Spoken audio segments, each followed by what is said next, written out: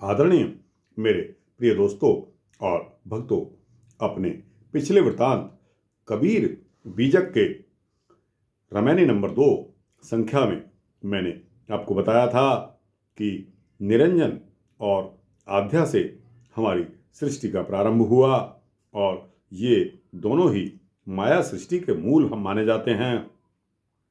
प्रथम निरंजन और दूसरी आध्या। आज रामायणी नंबर 3 में प्रवेश करते हैं। दोस्तों, कबीर साहब की रामायणी नंबर 3 क्या कहती है, पहले उसका गायन करते हैं और फिर उसके अर्थ आपके समक्ष करेंगे। तो दोस्तों, आओ बिना समय गवाए इस रामायणी को शुरू करते हैं। प्रथम आरंभ कौन को भयऊ, दूसर प्रगट कीन सो ठयहु। प्रगटे ब्रह्मा विष्णु शिव शक्ति,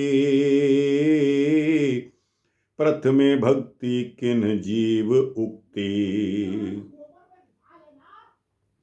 प्रगटे पवन पानियो छाया, बहु विस्तार कै प्रगटी माया। प्रगटे अंड पिंड ब्रह्मंडा, पृथ्वी प्रगट कीन नौ खंडा। प्रगटे सिद्ध साधक सन्यासी, ई सब लाग रहे अविनाशी। प्रगटे सुर नर मुनि सब झारी, तेह के खोज पर सब हारी।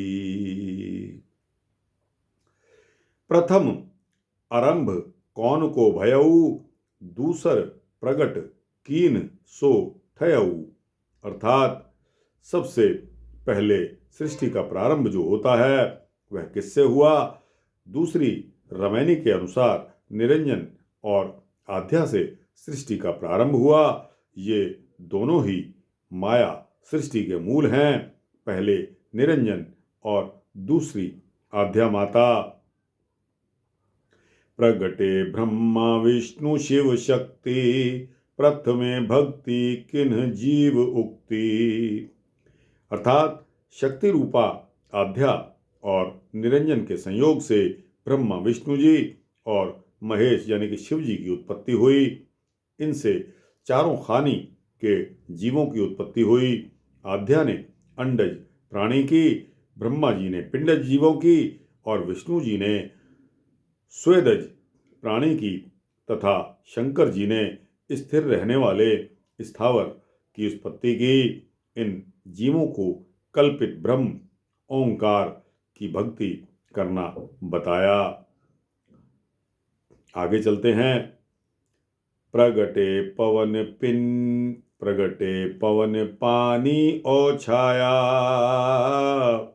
बहु विस्तार कै प्रगटी माया। इनसे पहले हवा, पानी, प्रकाश और अग्नि बनी।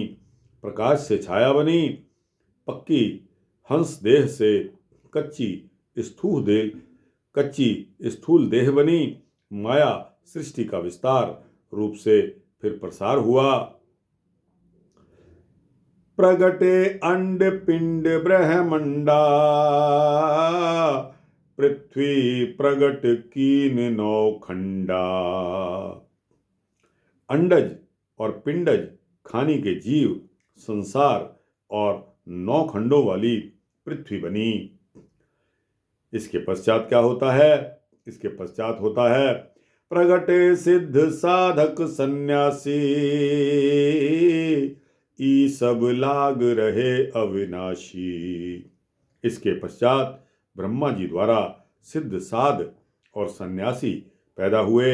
वे सभी सृष्टिकर्ता परमात्मा की खोज में लग गए। वे सब भटकते हुए थक कर बैठ गए। प्रगटे सुर नर मुनि सब झारी, तेहि के खोज पर सब हारी। अर्थात देवतागण, प्रबुद्ध मानव और ऋषि मुनि सभी उस परमात्मा को खोजकर खोज करते हुए हार गए, परंतु उसका परमपिता परमात्मा का कोई भी पार नहीं पा सके। दोस्तों, इसके पश्चात साखी कबीर साहब की आती है। इस बीजक के अंदर जीव शिव सब प्रगटे, वै ठाकुर सब दास, कबीर और जाने नहीं, एक राम नाम की आस। जीव शिव सब प्रगटे, वै ठाकुर सब दास, कबीर और जाने नहीं, एक राम की आस। जीवों के द्वारा शिव अर्थात ईश्वर की कल्पना हो गई। कल्पित ब्रह्मा स्वामी बन बैठे और सभी जीव उनके भक्त बन गए। सदगुरु कबीर साहब कहते हैं कि मैं औरों को नहीं जानता, मुझे एक सत्य पुरुष उस परमपिता परमात्मा की ही आशा है। तो दोस्तों, कहने का मतलब यह है कि उस परमपिता परमात्मा ने सबसे पहले सत्पुरुष यानी कि निरंजन को उत्पन्न किया और आध्या को उत्पन्न किया। उनके संयोग से ब्रह्मा विष्णु महेश हुए। अब कबीर साहब कहते हैं कि मैं इन सभी को जीवों के द्वारा शिव अर्थात ईश्वर की कल्पना की गई, कल्पित ब्रह्मा स्वामी बन बैठे और सभी जीव उनके भक्त हो गए। सदगुरु कबीर साहब कहते हैं कि मैं औरों को नहीं जानता, मुझे उस एक परमपिता परमात्मा का ओट और आसरा है जिसकी मुझे आशा है। तो दोस्तों, यह रामायणी नंबर 3। अब इसके पश्चात आती है रामायणी नंबर 4। इसका पहले मैं गायन करूंगा और उसके पश्चात उसके अर्थ आपको सुनाऊंगा। तो दोस्तों, शुरू करते हैं। प्रथम चरण गुर कीन्ह विचारा, करता गावे सिरजनहारा, कर मही कै जग बौराया, शक्ति भक्ति लय बांधिनी माया, अद्भुत रूप जाति की वाणी, उपजी प्रीत रमैनी ठानी, गुणी अनगुणी अर्थ नहीं आया, बहुतक जने चीन्ह नहीं पाया, जो चीन्ह ताको निर्मल अंगा, अन चीन्ह नर भय पतंगा, प्रथम चरण गुर कीन्ह विचारा, करता गावे सिरजनहारा। इसका अर्थ है कि सृष्टि के परम चरण, सृष्टि के पहले चरण, प्रथम चरण सतयुग में सतगुरु ने माया सृष्टि में विचार कर देखा कि जगतकर्ता निरंजन को ही वेद ब्रह्मा देवता और जीव परमात्मा मानने लगे। दोस्तों, वह परमपिता परमात्मा सबसे ऊपर है और लोगों की नज़र में कोई ब्रह्मा जी, कोई विष्णु जी, कोई महेश जी। सृष्टि के प्रथम चरण में सतयुग में सतगुरु ने माया सृष्टि में विचार कर देखा कि जगतकर्ता निरंजन को ही वेद ब्रह्मा देवता तथा जीव परमात्मा मानने लगे हैं। कर मही कै जग बौराया, शक्ति भक्ति लय बांधिनी माया। अर्थात वेद सम्मत उस कल्पना मार्ग स्वर्ग के सुख को पाने के लिए हिंसा युक्त यज्ञ तथा कर्मकांड के अनुसार सभी जीव धर्म कर्म और हिंसा में दीवाने हो गए। आदिशक्ति माया ने कल्पित ईश्वर की पूजा भक्ति में जीवों को लगाकर भवबंधन में डाल दिया। ऐसे जीव सत्य बोध से वंचित रह गए। अद्भुत रूप जाति की वाणी, उपजी प्रीति रमैनी ठानी। वेद शास्त्रों में ईश्वर को अद्भुत, स्वरूपवान तथा सर्वशक्तिमान बताया गया है और धर्म कर्म के आधार पर विभिन्न जातियां भी बनाई गई हैं। ब्राह्मणों द्वारा जप और तप की अगुवाई की जाने लगी। शास्त्रों की वाणी में लोगों का प्रेम बढ़ गया। लोग देवी देवताओं की पूजा में लग गए। गुणी अनगुणी अर्थ नहीं आया, बहुतक जने चीन्ह ही नहीं पाया। अर्थात ज्ञानी जने ईश्वर को खोजने लगे और अज्ञानी उसका अनुमान करने लगे। बहुत से लोग सरगुण ईश्वर और निर्गुण परमात्मा का रहस्य नहीं समझ पाए। ज्ञान, कर्म और उपासना द्वारा ओंकार को निर्वाण पुरुष मानकर उनकी भक्ति में लीन हो गए। जो चीन्हे ताको निर्मल अंगा, अनचीन्हे नर भय पतंगा। सद्गुरु कहते हैं कि मैंने लोगों को सत्पुरुष की सद्भक्ति और मुक्ति का सन्मार्ग बताया है। जिन लोगों ने मेरे सत्य वचन को समझकर परख लिया है वो धोखे से बच गए, वे सतगुरु की सद्भक्ति में लग गए। दोस्तों, आपको यहाँ बताता हूँ कि जिन लोगों ने मेरे सत्य वचन को नहीं परखा वे सगुण भक्ति अपनाकर ज्योति में पतंगे की तरह गिरते जलते और आवागमन का कष्ट झेलते रहे। दोस्तों, कबीर साहब वो शख्सियत हैं जिन्होंने अपने गुरु रामानंद जी को, जो कि बहुत पहुंची हुई आत्मा थे, गुरु रामानंद जी पहले तो कबीर साहब को अपना शिष्य बनाने पर बिल्कुल भी आमादा नहीं होते थे, ना ही उनके जहन में कुछ इस प्रकार का विचार आया। लेकिन वो तो कबीर साहब थे।